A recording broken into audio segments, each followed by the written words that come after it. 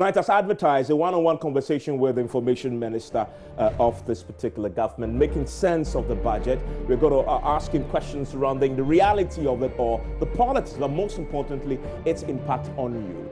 And as you know, this budget review has generated a lot of controversy, in part because of the tax increases that were announced yesterday. We know that there's been heated debate in Parliament today. Remember that they've been debating it on the floor in an attempt to approve the mid-year budget review and a certificate of urgency.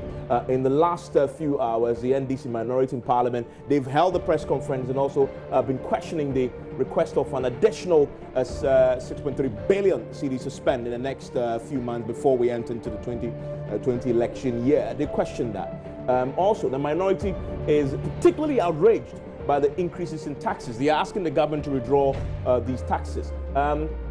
Now, if you listen to them closely today, they make the point that the increases will bring hardship, untold hardship on Ghanaians. They also argue that the increase in cost of utilities is going to be unbearable, particularly the energy, water, and petrol that we know they believe will be affected by this. They say they believe there's going to be a knock-on effect that all these sectors will be encountering as well. Now, they also are predicting collapse of businesses with the accompanying job losses, all because of the increases they allege.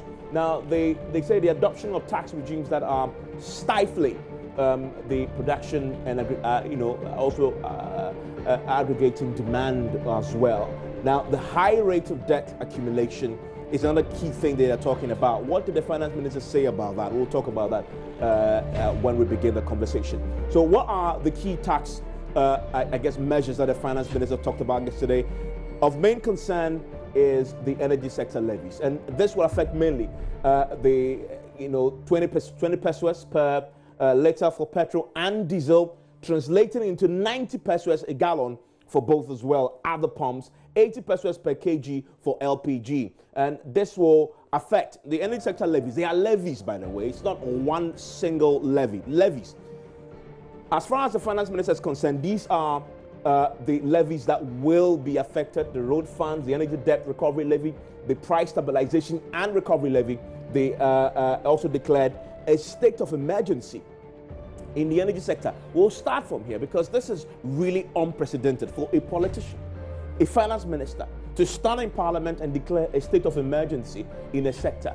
Well, it's never happened before. Why did that happen, and how so? Also, communication service tax, has gone up from 6% to 9%. We're going to look at that. There have been some predictions made. The minority is predicting the country will go back to HIPIC. Well, that's their prediction. They took us there. They believe we'll go back there again. That describes the mid-year budget as indication of the public finances in dire straits. Also, we know what's the impact really is a big question on you. The impact on you of these government policies as far as the economy is concerned, but you as well. And that is why the information minister is here tonight to break it all down for us. Kojo Ponkruma is my guest after the break.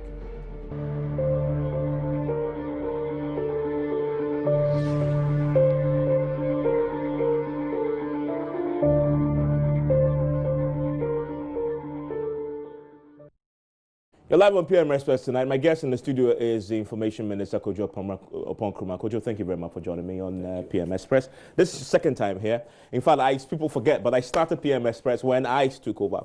He was my first guest with Case Latofosi. Yesterday, Case Latofosi was on. Today, he's on. And so I guess fate will have it that a conversation such as this will be him in the seat to answer the questions. And let's start, Kojo, with, I guess, for me, the biggest thing I heard yesterday, and people may disagree, but for me it's unprecedented for a politician, a finance minister, to stand in Parliament and say, we have a state of emergency in a sector. You will not hear that from any politician. Even when there is, they'll say, oh, forget about it, it's rosy, and we're handling it. So for the finance minister to say this in a media review, that I guess painted a picture of where we really are as a country. But I'm curious though, because it was just in April that the economic management team announced to us that the economy was in fantastic health. What happened between April and July?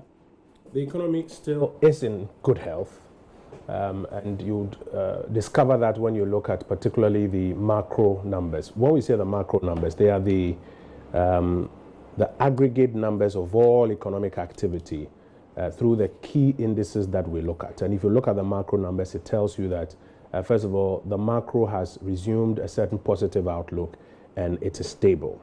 It's not negative or wavering. It's resumed a positive outlook and is stable. However, there are significant risks, significant challenges. One of them being the kind of challenges that we face in the energy sector. A big one. A very big one. And the finance minister, in his usual style, indeed in the style of the administration, thought it's best to come upfront about it, be honest about it, and carry the people along as we work to find solutions to deal with that particular challenge. When did you realize this emergency in the energy sector? Well, you would recall that as far back as 2017, even the chairman of the economic management team, the vice president, has been talking about the fact that these arrangements in the energy sector are dire and we have to work our way out of them. Indeed, we have done some work to cancel and defer some of them. But not all the power producers have been, may I say, on the same page with us or at idem with us. Some continue to make demands. Indeed, you recall a few weeks ago, some of the IPPs signed a joint statement in which they said, listen, this is the contractual obligation that we have with the government of Ghana. You either pay us or we switch off the lights. I'm sure you recall.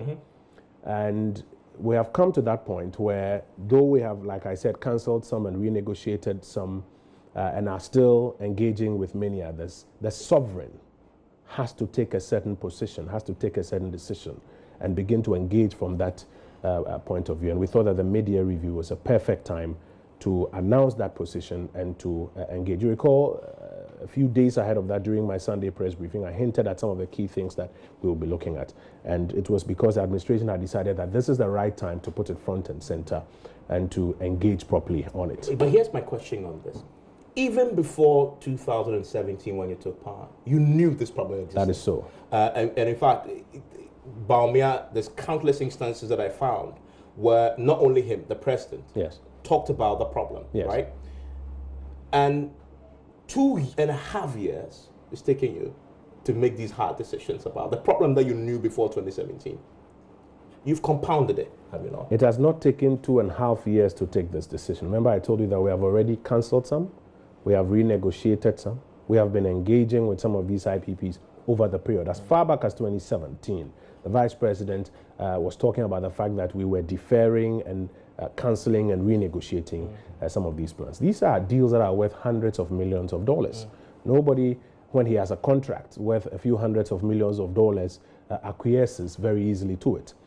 So it's been an ongoing engagement. The only thing that has happened now is that now we have had to draw a red line in the sand and say that, for example, even if it's litigation, it must come to an end at a point in time, and that we cannot continue to operate under this framework, else it will strangle and take away all the progress that we have made as a country. So in one breath, what we're saying is that macro stability has been restored. The economy is pointing in the right direction in terms of all the major statistics you are looking at. But this is a very significant risk that we have to rally around as Ghanaians and support the sovereign to deal with once and for all. Because of the dire nature of this, it comes back to the question of this red line that you're now drawing could have been drawn in 2017. The red line being, in essence, take or pay, no more. We're changing the regime. Because you knew this existed before you came into power, that would have saved this country a lot more. Because the kind of money you're talking about, you're spending in the sector, right?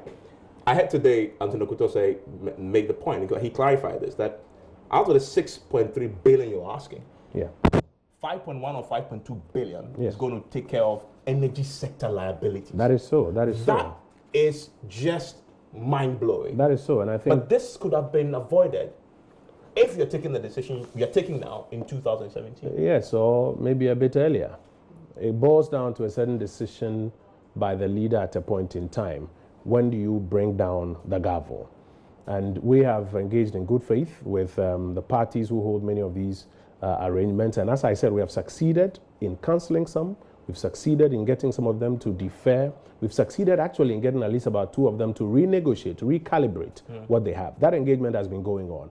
But we look to the horizon and say now is the time to bring down the gavel and say no more. You can't come in from day one as an administration with all the issues that we're dealing with and also add to it such a big risk of doing this amendment at that point in time. Because if you are not careful, you may not have an alternative solution.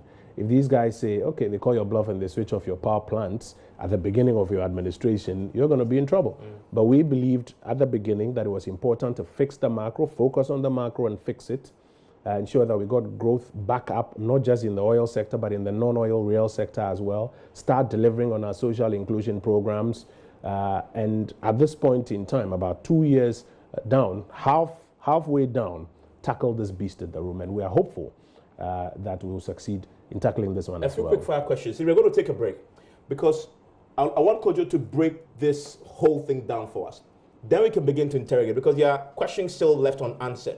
One, what are these IPPs that the government says is costing us so much? The minority have asked that question. They say, tell us.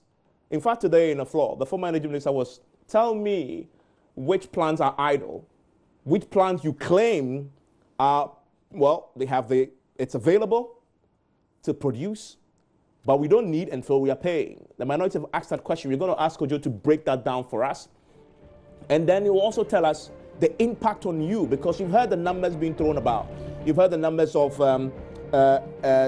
taxes that are gone up. How is this going to impact you really? There's a lot to interrogate there, and I'll get Kojo to do that for me after this break. And then we'll begin interrogation. I know you've sent me a few of your questions. Once you've heard that breakdown, and then we'll interrogate it. Stay with us here on PM Express.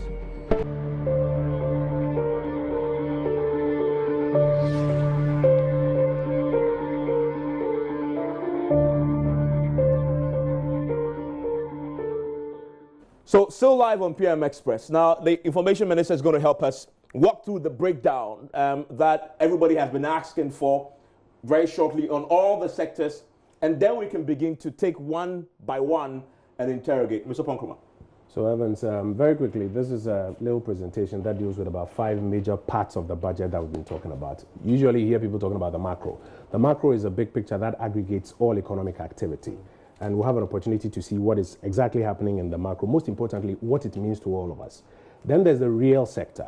The real sector is what you and I live in, agric, industry, services, and the kind of productivity that is really happening there. And you can always connect that to the major government programs and determine whether the government programs are bearing fruit or not. But all of that has to be financed. And so we talk of the fiscal, that's income and expenditure. And then you see the gap in between, whether we are raising enough, spending enough, or borrowing our way out of our problems. The numbers don't lie. One of the biggest things Ghanaians like to talk about when it comes to our budget is the public debt. So we'll talk about it briefly, and then we'll come back to the energy sector issues. Now, benchmark from 2016, the rate at which the entire economy was growing was as low as 3.4%. Remember, if you go back a bit further, you'll be coming down from even somewhere about, I think about 12% in 2014 or so, or 14% in 2012, coming down all the way to 3.4%. But from 2017, a number of things started coming together for us. Because we were able to restore macro stability and therefore improve, as a result of that, our fiscal position, we kept talking about fiscal space to do more. We now had more discretionary money. You were capping earmarked funds. We raised a bit more revenue. We cut some of the expenses that were out there. The combination of these gave us some more revenue, which we now started investing in the real sector. So yes, oil did very well, but later, as I'll show you, the other parts of the real sector where you and I work also performed better. So the economy started picking up speed, 8.1% in 2017. On top of that 8.1%, you have a further 6.1 in 2018.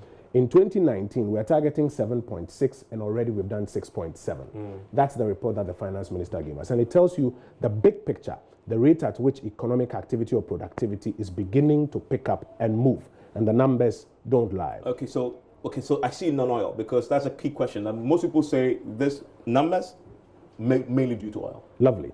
So you notice that from 2016, and when the NDC was leaving power, non-oil growth was about 4.6. So in 2017, the non-oil sector of the economy was literally picking up at the same pace, or was moving forward at the same pace at which it had been doing in 2016. So you see 4.6, 4.6, 4.6. But you notice that in 2019, we are expecting that as we are investing more in these sectors, you're noticing that we are looking to hit about 6.2%. We have already done about 6%. Okay. And again, as I go into the details of the real sector, you see where it's coming from. Inflation, one of the biggest things, which takes money out of your pocket. Money was going out of your pocket at a rate of 15.4% per annum when the NDC was in power. If you had 100 cities by the end of the year, 15.4% of it is prices gone. of goods. That's the rate at which money was leaving your pocket. We've brought it down consistently, 11.8, we've slowed it down, 9.4, we've slowed it down. This year, our target is 8 plus or minus 2. We are now sitting at 9.1. It is our expectation that as we go along through the year, we can do well to bring inflation down to about 8%. Single digit, 8%, slowed down the rate at which money is leaving your pocket. It's not zero, but it's significantly lower than the 15.4 that the NDC left us with. If you go to the rate at which you were borrowing money, if you had a business idea and you needed to borrow money to do business, the monetary policy rate, which is the benchmark, the lowest, at which all the banks now borrow and build on, was 25%. So the real rates in the market were somewhere around 35% thereabout. Consistently, we brought it down to 2017, 2019. Our target actually is so this affects interest rates? Around, yes, it does. So for the ordinary person, if you go to the banks and borrow, this is what affects you?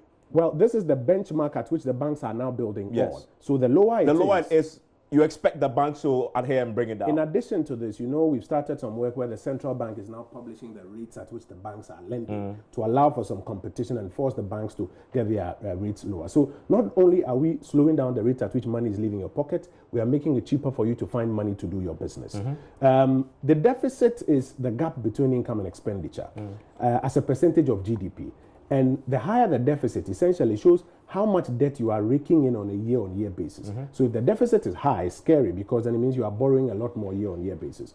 Look at this. Overall budget deficit 2016, 6.5% of GDP, brought it down to 4.8%, brought it down to 3.9%. This year, initially, we were targeting about 4.2. In the mid-year review, the minister lifts the cap up to about 4.5, which is still below the 5% law that we have passed. Because now we have actually passed a law that says that no government, doesn't need to be should president, go above 5%. but no government should go above 5%. This is major because this cures a major irresponsibility in our national accounting, where governments have no borrowing cap, just try to borrow their way out of our problems and leave future generations with debt. But you notice the numbers, that this is where we are, or this is where we were targeting. Now we are targeting 4.5, still below the 5% mark. The other two, we may want to move from them and now narrow in on the real sector. So this is the real sector. Okay, this is the sector that affects everybody. Yes, this is the sector that affects everybody. And I may find you somewhere here. If I choose to put you on professional, administrative, and support services or put you in information and communication, depending on where it is, I may find you there. But here's the big picture. Ghana's economy is divided into three parts: agri, industry, and services. And like the numbers tell us, majority of our people are involved in agriculture. So any government that is serious about getting people economically engaged and incomes for people and dealing with other things such as inflation, because food inflation is so high, is serious about agriculture. And look at the numbers, the top line numbers first on agriculture.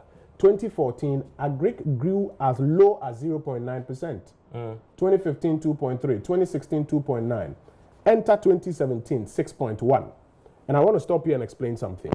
Government policy is always important because that is what shows where you are putting the taxpayers' money, and the results is these numbers that we are looking at. They are not just numbers, but this is the aggregate of all the activity that has gone on in that sector. We've seen a drop, have we not? No, don't worry, I'll come to that. Mind you, every number you see here is a growth on the previous year's number. So this is 6.1 in 2017. This is 4.8 on 6.1. This is 6.9 on 4.8. So it's a cumulative enterprise. Now watch this. This is planting for food and jobs. So when we say planting for food and jobs, putting fertilizers and all of these there were all of those who were cynical about it. The numbers are showing 6.1. On top of that, you are having a further 4.8 in this year. We are now adding... In 2018, the agri sector grew by 4.8%. Yes.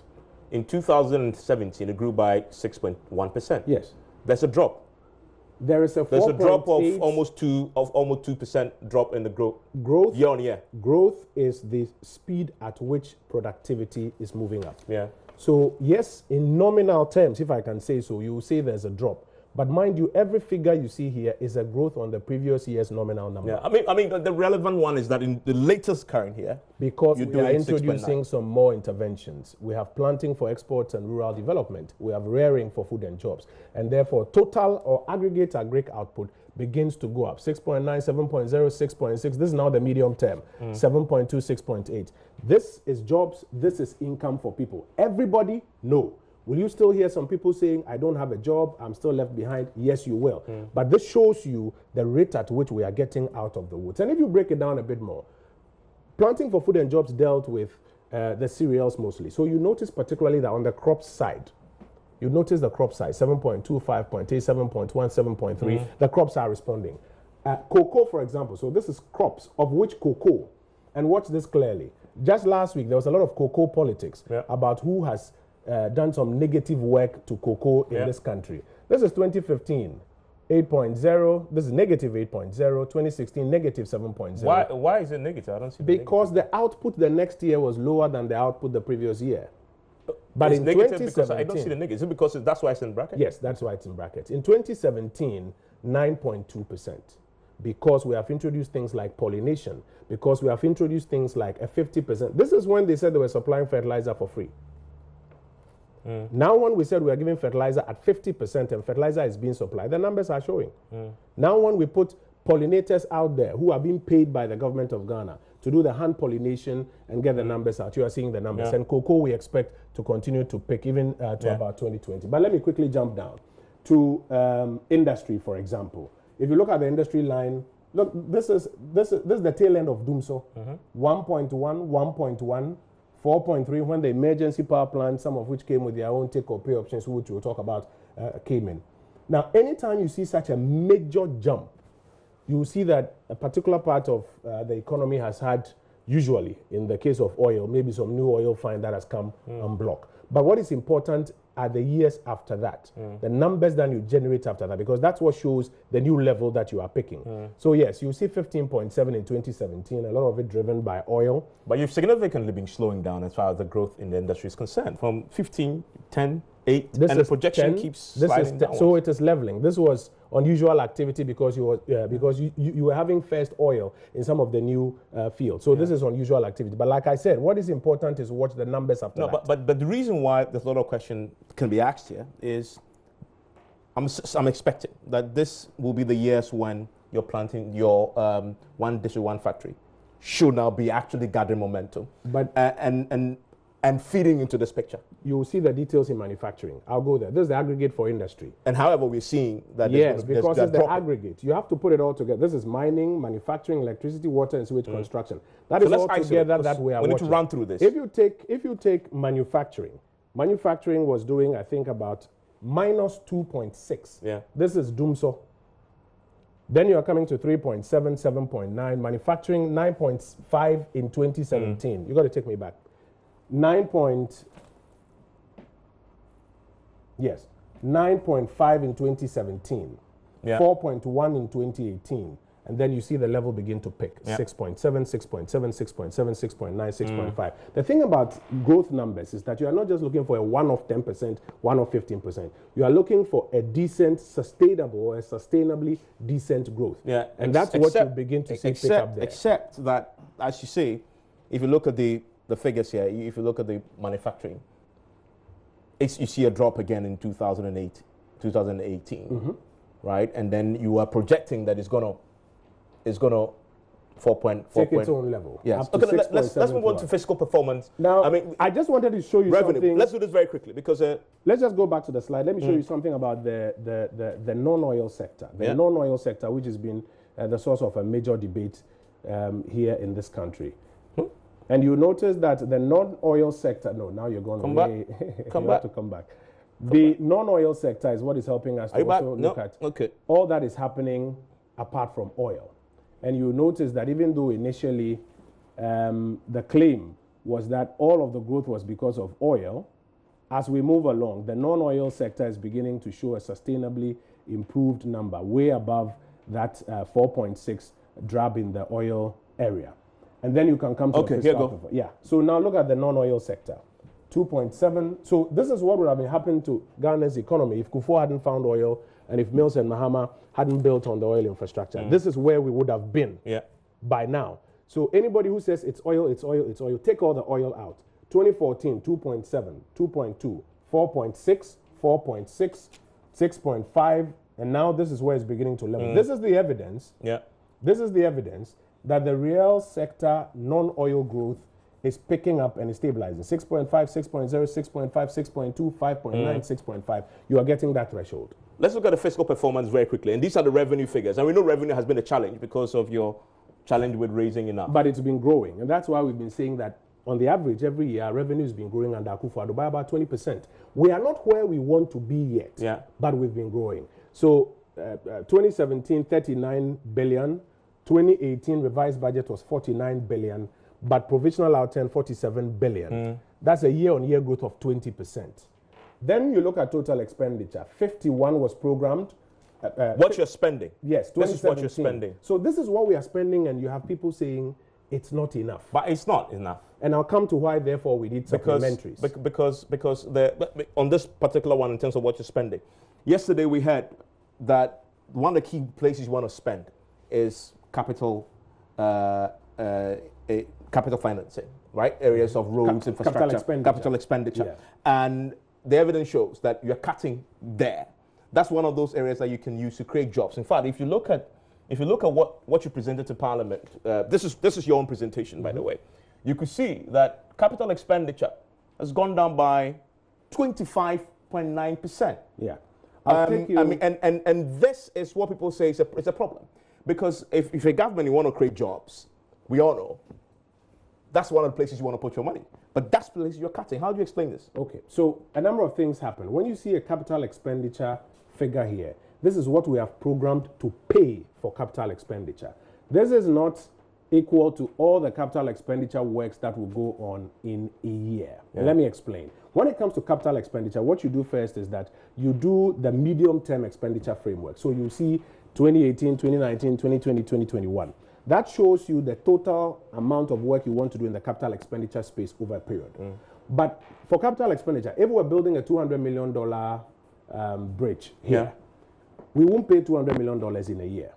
But you notice that there's work going on towards that $200 million. It is the part that you have done, that you have certified, that will be paid for. So what you see here is what we had programmed to pay, which we are cutting down, particularly because the externally funded capital expenditure programs are the ones that we are cutting. And if you look at the fiscal tables at the end of the half-year review, you'll notice that the domestic hasn't suffered a cut, it's the external. Because the major accusation against this government is that in 2.5 years, there's nothing real tangible to show. There's a lot of economic figures to show, which you've but in terms of projects, to touch and hold and drive on and drive economic growth, the roads in my village, etc. We aren't seeing that, and the evidence is in what you told us yesterday, that 25.9% shortfall in capital expenditure. No. The reason is that there's something called... It's a big yes. No, don't worry. That is the finance minister's own words, shortfall. You are interpreting. 25. I'm not. I want to quote you. I want to quote you, Kojo. This is important because it's factual. Go ahead. So we need to read from... It says, and this is particularly page 13, paragraph 54 of the mid-year budget review, and I'm quoting, total capital expenditure for the period amounted to, and the figures are here to be seen. I don't have to say because you can watch it on television. Falling short of the target. Yeah, so he didn't spend as much, or he didn't pay as much as he meant to pay. You have a target, and the finance minister says you fell short by 25.9%. I'm saying that when you come to, and that is the interpretation. When you come to capital expenditure. My interpretation? When you come to capital expenditure. No, just to clarify, that's not my interpretation. We're doing this for the viewers. Absolutely, but just to clarify, what I read is a quote. When it comes to capital expenditure, okay, I'm saying to you that this is what has been programmed to be paid. If you go into the details, you notice that foreign financed capital expenditure is what he's cutting. Okay? That cut is what may be interpreted as a shortfall, but it is money you intend to pay for capital expenditure, which you are not paying. But the reason is this. The reason and why I say no is because of what we call opportunity cost. In the days when you had no fiscal cap, when you could borrow up to 8, 9, 10% of GDP, okay? Even if your revenues were not performing in alignment with your target, you could always just resort to some borrowing to close the gap and say that that's the road, that's the this, that's the that. Today, we've put upon ourselves a deficit cap of 5%, not more. In fact, beyond the law that says 5%, in the budget we said 4.2, we've just lifted up to about 4.5. What that means is that when you decide to spend heavily on the social inclusive programs, there will be an opportunity cost. And that opportunity cost is the opportunity cost you are seeing in the area of infrastructure. And if you follow the minister, right at the beginning, he says that we see all your videos, we hear you, we understand that you want us to spend more in the area of cutting infrastructure and roads, and we will do so. Doing so does not necessarily mean paying right here, right now, through the fiscal numbers, that total amount. So, for example, about 3 billion Ghana cedis of cocoa roads. So what you're saying is that we'll see this pick up in the next year. You will see it pick up. We have 4 minutes to wrap this up, and so let's return to. That's fine. Let's return to this. Let's run through the. I think this is the half year. Yeah, fiscal performance revenue, and you've shown that revenue is going up. Fiscal performance is on 20th January. Yeah. The picture is as we've seen, the gross public debt development, which is another controversial bit. This is the big picture. Let's run through this debt. Now debt has about three sides we always have to look at. We have the nominal debt stock in cedi terms, and then you have what we call. What does it mean? What does the debt mean? Like I keep saying, if Kwesichum owes 1 million cedis and Evans owes 1 million cedis, they are two different things. Kwesichum may have assets or productivity that is equal to 1 million cedis. That's, just like one. Evans may not. And therefore, the implications of Kwesichum's 1 million cedi debt may be less dire than the implications of Evans's 1 million cedi debt. So you have what you call the debt sustainability analysis. One of the key pillars being the debt to GDP ratio. Then you have the third thing you've got to keep an eye on. That's the rate at which debt is being accumulated. It's always got a positive correlation with the deficit number. So here is it. This is 2014, a little under 80 billion. So you hear Bank of Ghana says our debt is 80 billion. Everybody says, whoa. 2015, about 100 billion. 2016, a little over 120. 2017, a little over 140. 2018, somewhere about 180 as at this time. This is during the debt management report, getting to about 200 where we are now. But the nominals are not enough. You've got to look at the debt to GDP ratio. Now, if you look at... You have rebates, by the way. You need to add that. Oh, yes, and I'll explain that. If you look at the debt to GDP ratio... You have 2 minutes to wrap this up. So if you look at the debt to GDP ratio, in the NDC era, at the time they were borrowing, the GDP that was known to them, if you compare to the proportion of the debt that they were incurring, that was 73% of it before rebasing.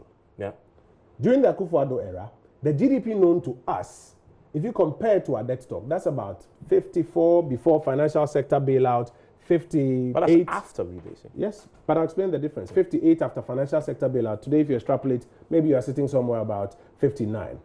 Why is the defense of a rebasing not enough of a defense for our friends in the opposition? Let me explain to you. You borrow and watch based on the GDP known to you. If you know that the GDP is X and you borrow 73% of that X, you don't get to come down the line 3 years down the line when someone else has come into power and rebase the GDP, work it backwards and say, oh gosh, if you work it backwards, my figure was not so bad. And let me explain to you why. Because the cue at the time you are doing it is the GDP you can see. At that time. If that argument is to hold, then what our friends in opposition are telling us is that today when we are sitting about 54, 57, we should borrow more because in the future, when they rebase... Because you're producing more, the economy can absorb it. Our 54 will come down to So your argument is that if you haven't rebased, your economy is not producing as much. It is what is known to you. But here's the most important thing. The rate at which we are slowing down the growth in debt. Look at this. 50, 26, 22, 16, 14.5. So we are slowing down the rate at which Ghana is picking up debt so that our debt doesn't get out of hand. And I think it's an important thing that we all have to look at. I mean, debt stock, this is what we're talking about. That is disbursement from January to March. If I just may have a minute just to explain something about the debt stock. So, often people say 80 billion change means the administration has borrowed 80 billion. Not true. And the slide before accumulated. Yes, we'll show you a breakdown of the exchange. If I just may show you just one slide, and then we'll wrap up on this. So here's it. Look at it. 2016, we had external debt of 16 billion. 2019 as at March, 20 billion. The difference is only 4 billion. But because of the exchange differential from 4.1 to 5.0, you see an exchange rate addition to our debt of about 18 billion. This is not new borrowing. This is transaction effect. This is money that has now been disbursed, 1739. These are new monies that have been disbursed. And the next slide shows you the year in which these monies were borrowed. Look at this.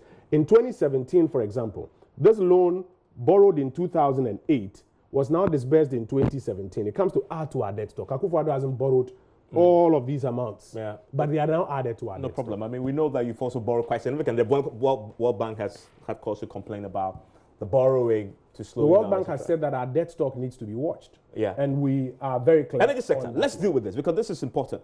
I mean, so issues in the sector, we know we have the payments. The big picture is that because of the take or pay clauses you find in some of the energy agreements we've signed or the PPA contracts that we have signed, and take or pay options in themselves are not bad if you are measured within the marginal excess that you require. Yeah, because we all need excesses. Ghana, in case of Ghana at peak is consuming about 2,700.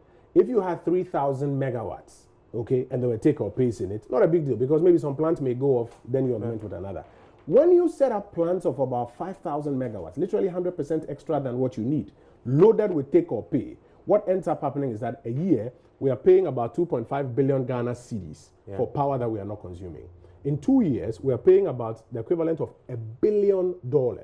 Today, we're doing some calculations in Parliament. A 6-unit kg classroom block cost about 694,000 Ghana cedis. If we have 5 billion Ghana cedis, divide that by 694,000, it shows you the number of kg blocks we could have built by now. The district hospitals, the average 60-bed district hospital is costing about $11 million. If we have $1 billion that we are paying for power we are not consuming, divided by that, I dare say you can build about 400. So you hear people, the same people who signed those contracts say, why haven't you completed the hospitals? Why haven't you completed the roads? Why haven't you completed that? If you didn't saddle us with this money, now here's the question. You say this. Where's the breakdown? Where's the evidence to show that there are these plants out there that we are not consuming, we don't need, but we are paying? The miners have challenged you to that. Where's the evidence? I think today you followed the debate in Parliament. Yes. The Deputy Minister for Energy, Dr. Amin Anta, went through the list of some of those organizations that have power, that are idle, that have power that we are paying take or pay clauses for. And I just may take a moment just to mention a few. Today we've been able to renegotiate some of them actually. Which ones? Those are the specifics that AXA, for example, we have renegotiated. Ameri, for example, we have renegotiated. But those are the ones that we know. But there are many more. Listen, if you go to Senate, for example, Senate has, and I may just show you a table here. Come close and view this for the benefit of your viewers and listeners.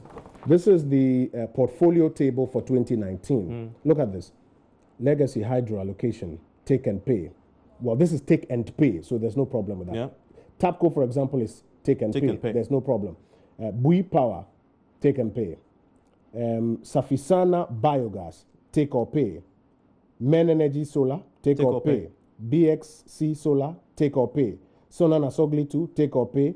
Car Power, take or pay. Sonan Asogli is not the creation of the John Mahama administration. But that's why I've told you that if you have take or pay in a marginal envelope, let's say about 3,000 megawatts, you don't have a problem. Yeah. When you sign 5,000 megawatts, and as you go further, you notice the plants that are coming on board in 2020. So I see a lot of take or pays here. Yes, all of these plants. Ameri, they are all coming on board. They are all TAPCO. Coming on board. These are the. Hold on. You say they are coming on board. Are they available now? There are some of the plants that have been completed now that are, in fact, in August there's going to be a new because the key distinction there is if it's not available, you shouldn't pay for it. That is so. So if it's not, so which of them are available and which of them are not? This is the 2019 portfolio. All of these are available to us. All of these are available.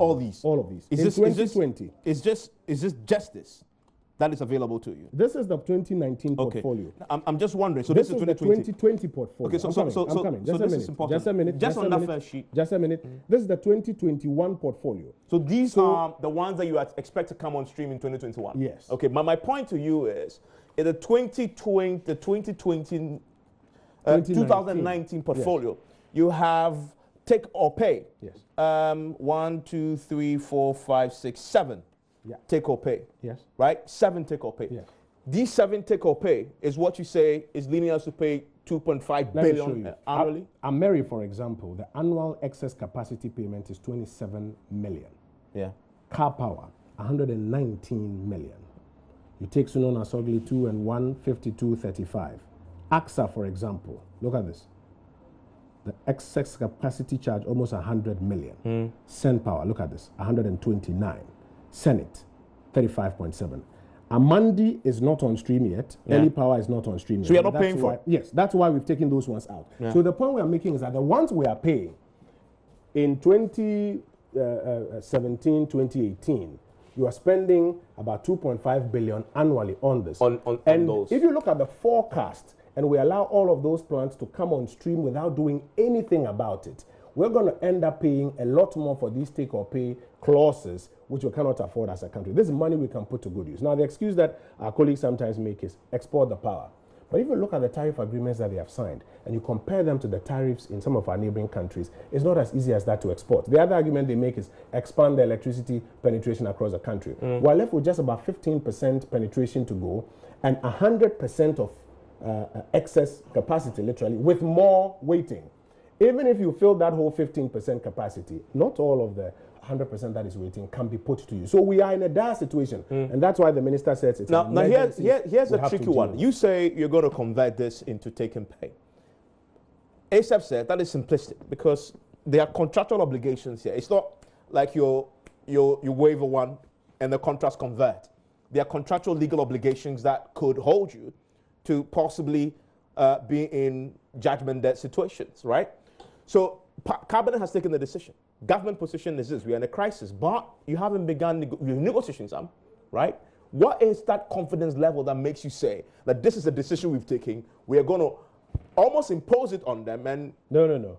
Why is government so confident that they'll buy into this? You remember your earlier question? Yeah. That why didn't you do this earlier? Yes. And I told you that because you have to take your time and engage with these persons and see as much as you can do in these areas. And I also mentioned to you that we have had to defer some of them, we've had to cancel some of them, we've had to renegotiate at least some of them. Just a little breakdown. We've terminated the quantum gas project in 2017. The Takrady LNG project, one has been terminated already. There's another that we've come very far on those conversations and intend to terminate as well. And Mary, we've been able to renegotiate the PPA and cut the cost by 13%. The capacity charges under Senate, as I mentioned, has also been cut by about 31%. And we're also now converting from take or pay to take and pay. How did we achieve that? Because we had to sit at the table with them and explain the numbers. That listen, guys, we are all interested in having an economy that works so that we can find money to pay for our obligations. But these clauses are such that they are inimical to us. So it's not that we intend to force it down their throats. We can't do that.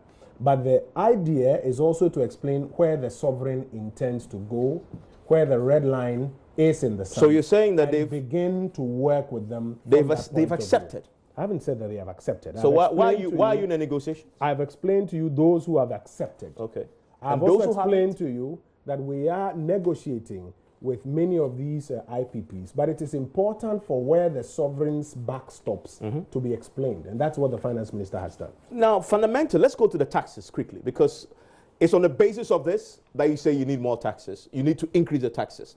Now, this is a government that told us when you were in opposition that a fundamental philosophical difference between the NDC and the MPP is that you want to move from taxation to production. That is so. Right?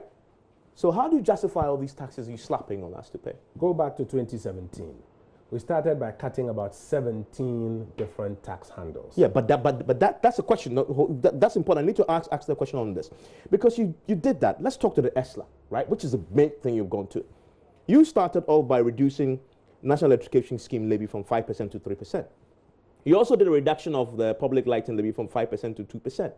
You come back 2 years later, and then you slap on us 20% on 4 additional areas on the same levy. Let me take you back. What's the point of that? Let me take you back to 2017. We cut about 17 different tax handles. Yeah. Did you see an output increase across the various sectors of the economy? Yes, you did. Let me give you something like energy. When we started in 2017 and we examined the cost build-up in the energy sector, it was clear to us that there was a lot of inefficiency that the consumer was paying for. And after engaging with the various stakeholders, what we said was that we need to reset the base downwards. Yeah. It translated into, I think, about 17.5% reduction for households, I think another 30 or so for businesses, etc. And we decided, let's pass it on to the Ghanaian. First, on one side, imagine we hadn't passed on all of those recalibrations to the Ghanaian. In the years that go by, as inflation and as currency impact because of fuel comes up, there will still be adjustments, but this time at the new lower base. Imagine a scenario where those ones had not been taken out. You would now have been paying these new adjustments on top of that. Take these ESLA changes, for example. It's going to bring the proportion of tax in fuel to about 21%. Remember, in about 2016, it used to be 24%. So even if we took out some of the inefficiencies, cut away some of these taxes, and the effect was that you were now beginning to see productivity go up.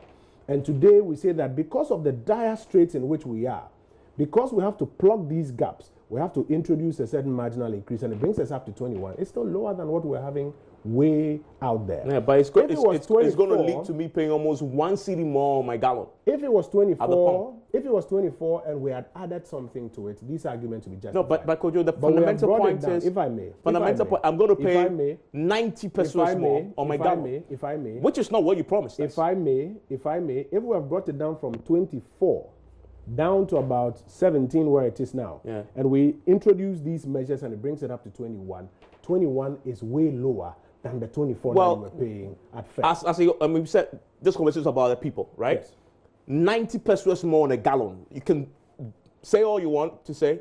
If I go to the pumps when Parliament approves it and President signs on it, I am going to pay almost 1 cedi more on my gallon.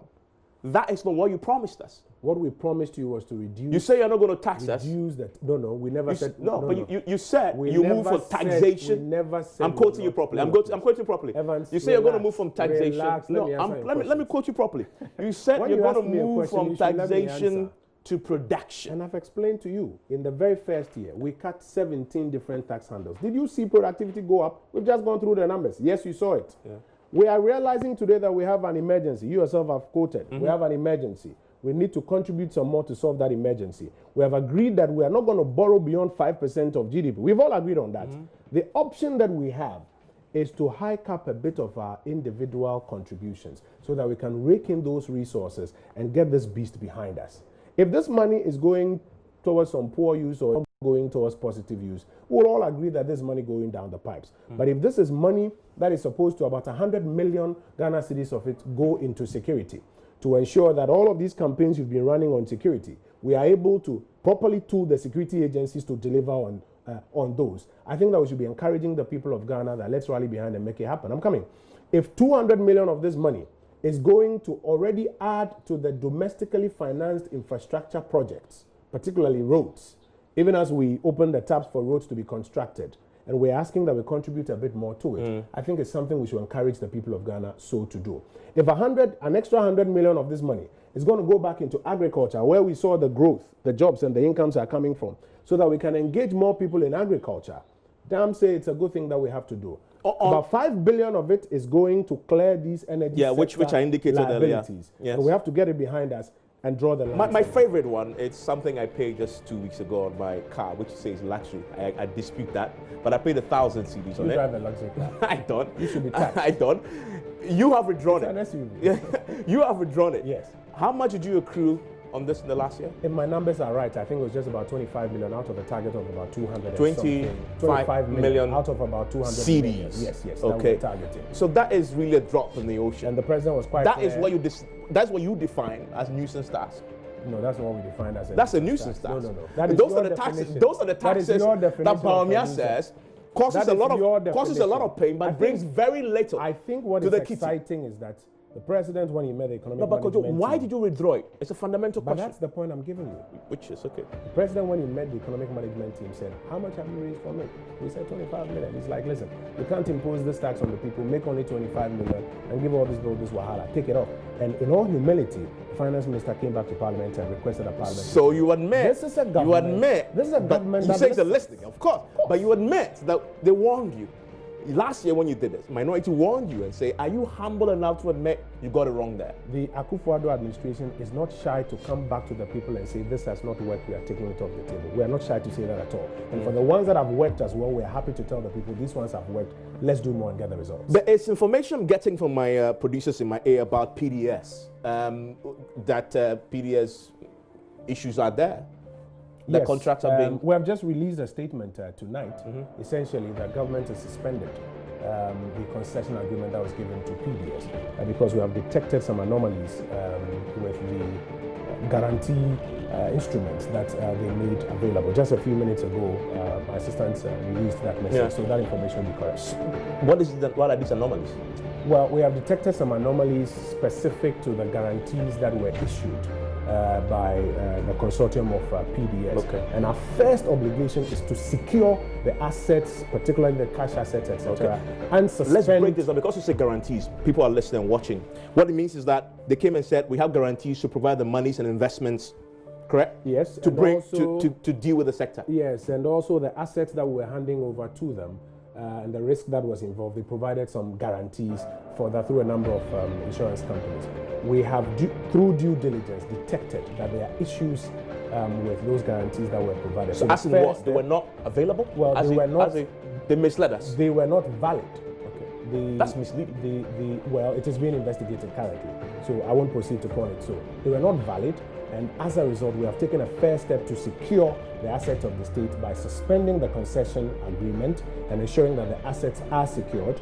The Energy Commission has also quickly moved to revoke their distribution license and allow ECG to literally go back to work and perform on that side while we go into a full-scale inquiry into the validity of. So as we speak tonight, ECG is back in control of the whole sector, of the distribution sector. PDS is suspended. That's the statement we just issued. Okay, but you missed the. How do we miss that? You said we now. There are conditions precedent. Then there's due diligence. Even before. The due diligence is what. This is what led to this. Alerted us. But why didn't you do that before? Because there are conditions precedent and then there are conditions subsequent. Okay. So in the beginning, there are a number of things, and also because of the deadline that we had at the time, there are a number of things that they were supposed to meet, which they did. And then it goes through a due diligence phase. It is this due diligence that has alerted us to the fact that the validity of some of the guarantees are in question, and we've moved therefore to suspend it pending a full-scale inquiry. Okay, Kojo, thank you very much. Enjoy talking to you. So that's it for PM Express tonight. Of course, this is just breaking that we're hearing about the PDS, being suspended. ECG is back. And so for those of you who are struggling calling ECG PDS, don't worry. Tonight you can just go back to saying ECG. As we begin to understand this more, I guess we'll bring you more on that as well. Upon Krum, I'm grateful that you joined us. I hope you understand the reasons why they impose the taxes and its implications on you. My name is Evan Smith. Enjoy the rest of your day.